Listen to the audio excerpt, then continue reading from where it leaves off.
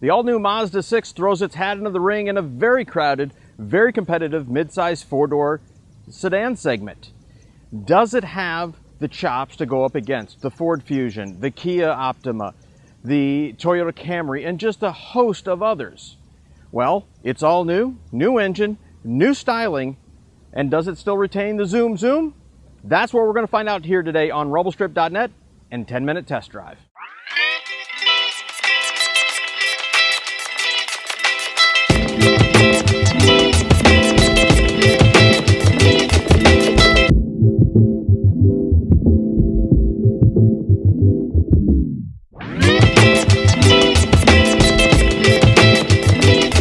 Mazda's entry here into the midsize four-door family sedan segment is really interesting. Mazda is trying to evolve from just zoom zoom into something even more. Now, zoom zoom is a core in the sense that Mazdas should be fun to drive. That's part of the DNA of Mazda. Although it does seem like they're getting away from that just a bit.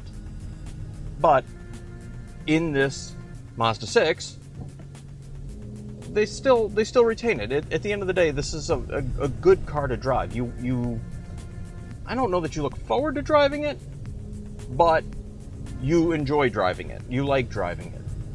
And when I say you don't mind driving it, I don't mean that as, okay, well, I got to go drive it, that's fine. Meaning, okay, it's the Mazda. Cool, I get to drive the Mazda. That's good, okay? The styling is interesting. I personally find it handsome. It's a little aquatic, I guess, in some ways. The lines are interesting. There is some swoopiness to it, which I like. It makes a statement. And I've actually been surprised by how many people don't like it. And I don't get that, I guess. Do you want more blandness? Who wants more blandness in their life, really? A car should speak to you. Even if it's just basic transportation for you, it should at least speak to you in some way, and styling is a big part of that. The interior is, to me, just as important as the exterior, because you really spend more time on the exterior, more time with the interior, but the exterior is what draws you in the first place, 9 times out of 10. And we think the styling is well done. It's well proportioned. It has a nice flow. It's, as we said, handsome in the same way that the Kia Optima is a very handsome car. It does not have as dramatic of an impact as, say, the Ford Fusion. And it's much more graceful than the Toyota Camry. But this is such a competitive segment, and so many vehicles are sold in this segment, I guess there's room for a little bit of all of that. Let's talk about the interior right away, because it's good. Do I like this better than, say, the Optima or the Fusion, which to me at this point are the two best cars in the segment? I would say it's close. And in some ways, I do like what Mazda is doing with the interior. The fact that they still have big knobs, that not all of the adjustments are via a touch screen, that there are large knobs for adjusting fan speed, for temperature, even the ability to change volume and channel on the radio still have knobs. You have controls on the wheel to do such, but you can still reach. It's still instinctive to reach to the center stack and grab for a knob or a switch. And they're nice, they're good size, they have some tactility to it. So that is one thing that I think Mazda really, really gets right, where a lot of others are going away from that. One huge minus for us is the infotainment system.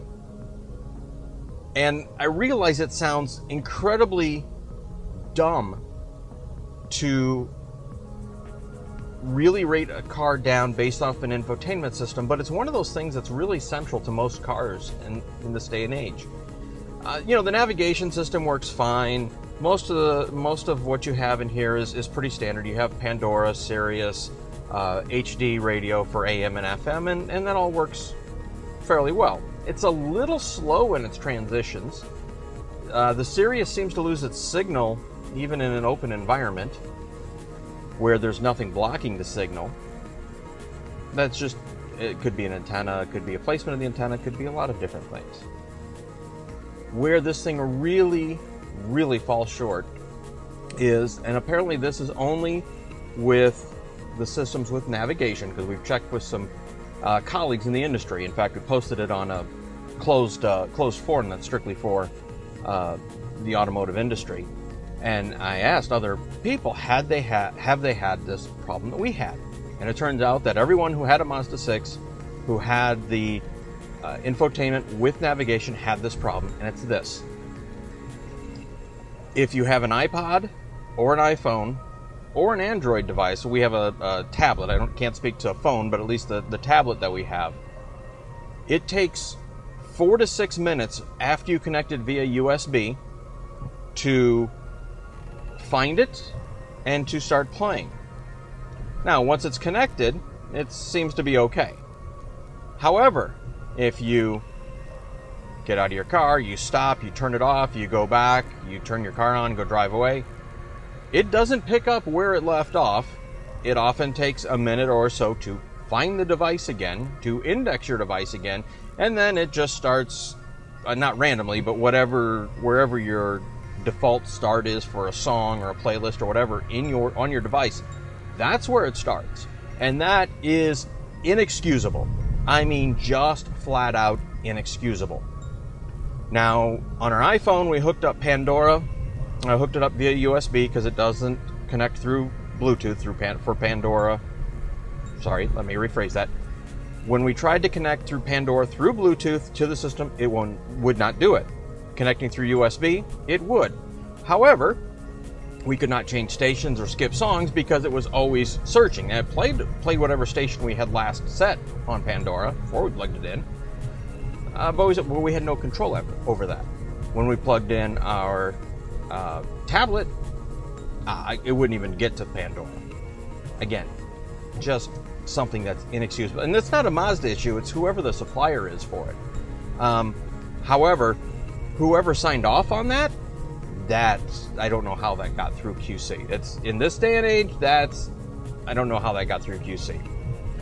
And I realize I'm harping on something that seems to be a pretty small issue, but if you think about how normal people drive, what they do, the involvement with radio these days, with their playlists, their MP3 players, and that's pretty central to a driving experience. Music has always been central to a driving experience, whether it's the music of an engine or the music that is the soundtrack for your drive. It's big. But let's put that aside for a couple minutes at least. The car is very comfortable. The quality of materials is excellent.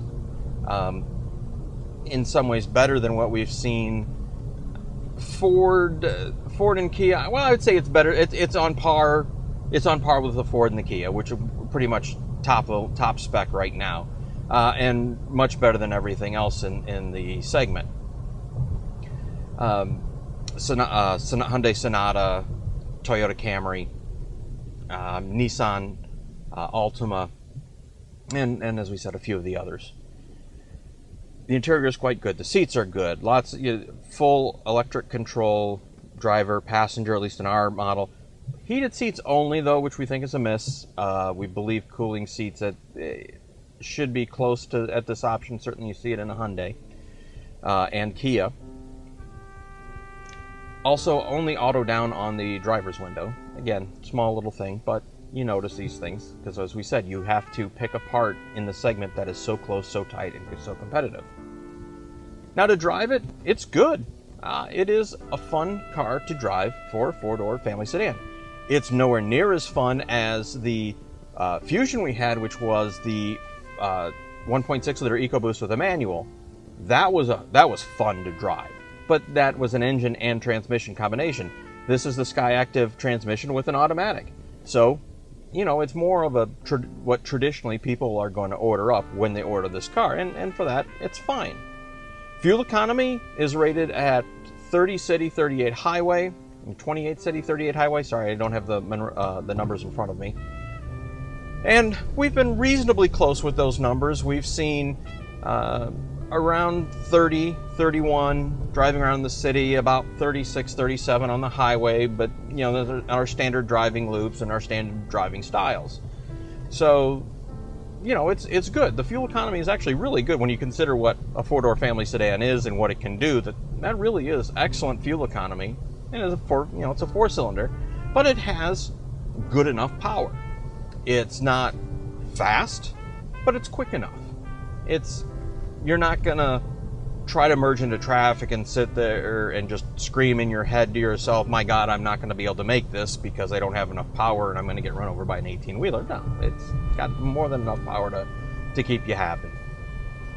It's got really good rear leg seat room. The ingress and egress of the rear seat cabin is good. You're not ducking your head. It doesn't feel like a tight squeeze to get in and out. The doors open quite wide.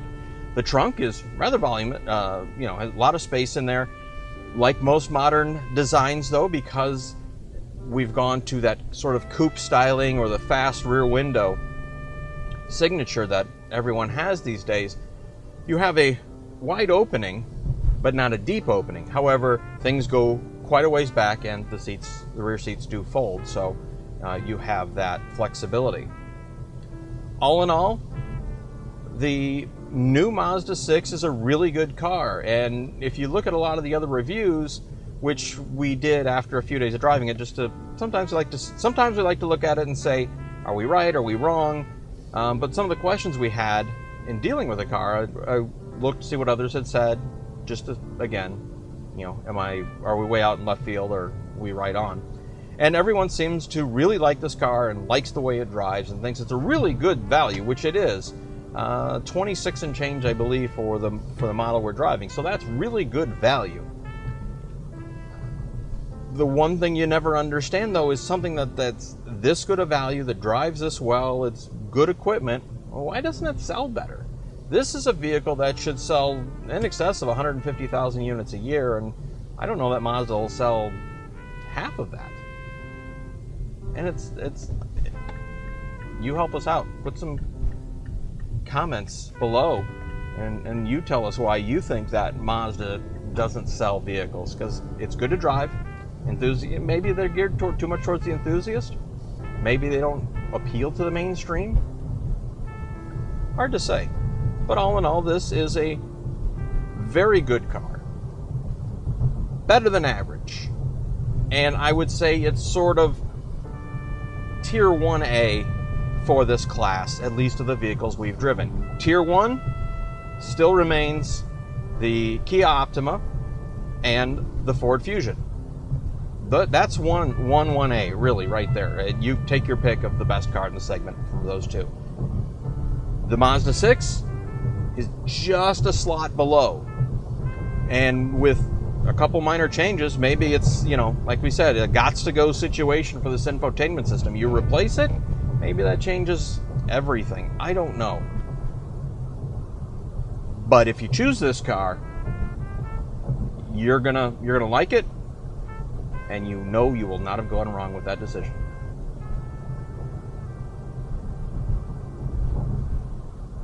Hey, do us a favor. If you enjoy this review or any of the other reviews here on Rumblestrip.NET and 10-minute test drive, please do us a favor. Subscribe, like, share. It really helps in getting us a little more visibility.